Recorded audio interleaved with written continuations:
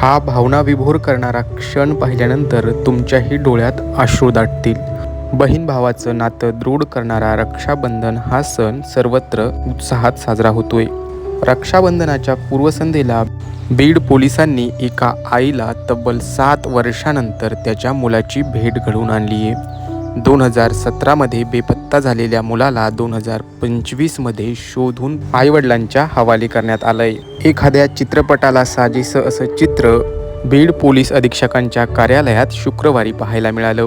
मायलेकांनी एकमेकांना मारलेली कडाडून मिठी पाहून आजूबाजूच्यांनाही अश्रू आवरणं अशक्य झालं.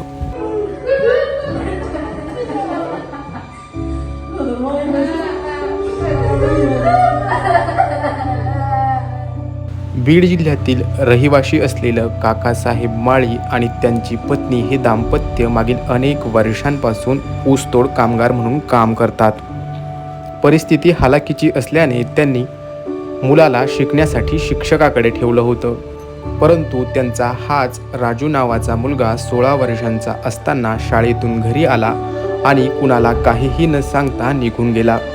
4-5 वर्ष झालं डोळ्यात तेल घालून हे दाम्पत्य मुलाची वाट पाहत राहिलं, परंतु मुलगा परत आलाच नाही. दोघेही अशिक्षित असल्याने त्यांनी लगेच पोलिसात तक्रार दाखल केली नाही. परंतु 2023मध्ये मुलाच्या अपहरणाचा गुन्हा दाखल करण्यात आला. तोपर्यंत माळी दाम्पत्याने मुलगा परत मिळण्याची आशा देखील गमावली होती. आपल्या मुलाचं काहीतरी बरं वाईट झालं असावं असं समजून त्यांनी मुलगा जिवंत असण्याची आशा देखील सोडली होती. परंतु बीड पोलिसांच्या तत्परतेमुळे त्याला पुणे येथून शोधून आणण्यात यश मिळालं आहे.